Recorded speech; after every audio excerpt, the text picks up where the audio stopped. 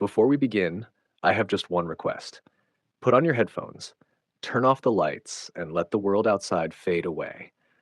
Because some stories aren't just meant to be heard, they're meant to be felt. Every whisper, every breath, every sound behind you might not be just in the story. So, are you ready? Let's begin. Dr. Arjun Mehra had seen death more times than he could count. As a trauma surgeon at Crestfield Memorial Hospital, the line between life and death was something he danced upon daily. It never got easier.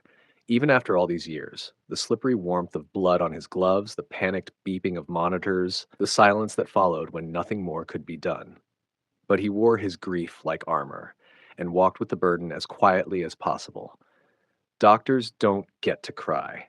Not during surgery, not in front of families, not even alone, not in a place like Crestfield. Crestfield Memorial was old, built in the 1930s and stitched together with decades of renovations.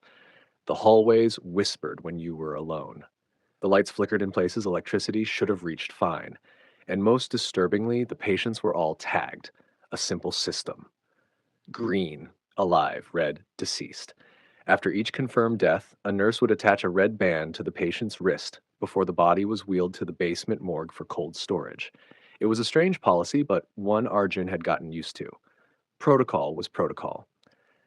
That night, the hospital was quieter than usual. Midnight shifts always were.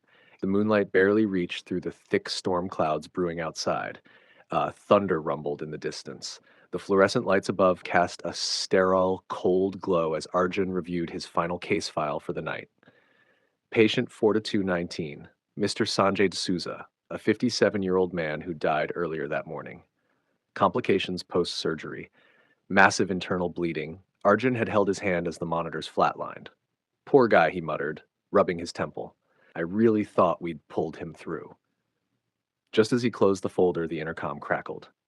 Dr. Mehra, could you retrieve a backup IV supply from the basement storage? The ground floor stockroom is empty again. Sorry. It was Nurse Kamla, her voice as tired as his bones. He sighed and stood, grabbing his coat. The walk to the basement required taking the central elevator, the one everyone hated at night, even he. The elevator had a reputation. Patients spoke of it. Nurses whispered about it. Shadows seen where no one stood. Whispers when the walls should be silent. Faces in reflections that weren't your own. Arjun, ever the rationalist, chalked it all up to tired eyes and paranoia. But that didn't mean he liked it. The silver elevator doors slid open with a reluctant groan. Inside, a woman stood. She looked about 30, in a pale hospital gown that hung awkwardly off her thin frame. Her short black hair was slick with sweat, and dark circles rested under her eyes. But she smiled politely as he entered. Late night walk? Arjun asked. She nodded. Couldn't sleep.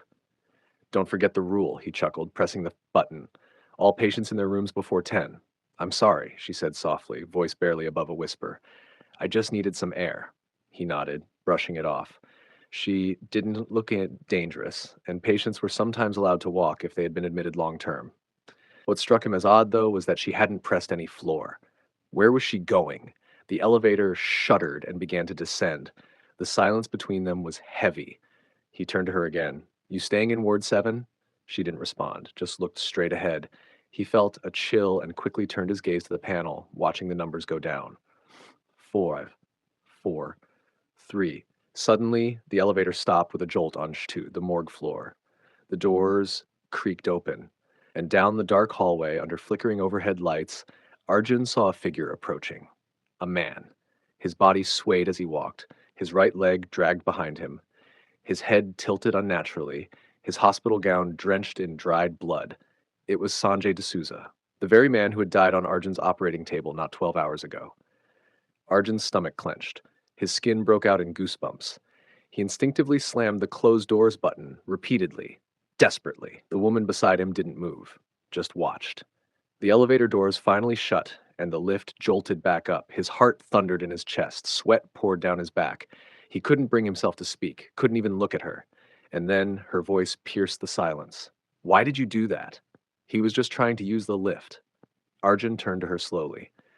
There was no warmth in her expression anymore. Her eyes had gone cold, hollow, like something that once had life, but no longer did. He tried to keep his voice steady. Did you see his wrist?" She tilted her head. "It was red," he said. "A red band. He died last night. I know that. I performed his surgery. I signed his death certificate." She didn't blink, didn't react. Then, ever so slowly, she lifted her own arm, and what he saw turned his blood to ice. Red. A blood red band wrapped tight around her wrist. Her lips stretched into a smile so unnatural, so wide it seemed to split her cheeks. Her eyes glistened with something inhuman. "Like this one?" The elevator screeched to a halt at the ground floor. Arjun didn't wait. He bolted out as soon as the doors parted, heart hammering like a war drum. Behind him, the elevator stood open, empty. No woman, no band, no trace, just the echo of that voice in his ears. The aftermath. Arjun didn't sleep that night. He sat in the hospital chapel staring at the wall, his hands trembling. He thought he was losing his mind. The next morning, he approached the administration desk and requested the patient list. No one matching the woman's description was admitted. No visitors, no transfers, nothing. He even checked security footage. The elevator camera glitched out from 12:13 to 12:18 a.m., the exact time he was inside. 5 minutes. Gone. All that remained was a frozen frame. Arjun alone, talking to thin air, his eyes wide in horror. They thought he was hallucinating. Stress, they said. Trauma. Maybe survivor's guilt. But Arjun knew what he saw and what he felt. Something had touched him in that elevator. Not just fear, but presence, a tangible darkness that clawed at his soul. Over the following weeks, other stories emerged. A nurse reported seeing a child in the hallway at 3 a.m., only to discover he had passed away 2 days earlier. A janitor cleaning the basement swore he heard knocking from the morgue freezers. When he opened one, it was empty, but a red band lay on the floor. Crestfield was full of ghosts, but not the kind you imagined, not the kind that just lingered. Some of them walked, some of them smiled, and some rode the elevator at night. 6 months later, Dr. Mara quit his job. He couldn't sleep, couldn't operate. The sound of elevators made his hands sweat. The sight of red bands sent him into panic. He moved to a private clinic, smaller, brighter. But one night, while working late, he received a package, no return address. Inside, a patient wristband, red, with a small note attached.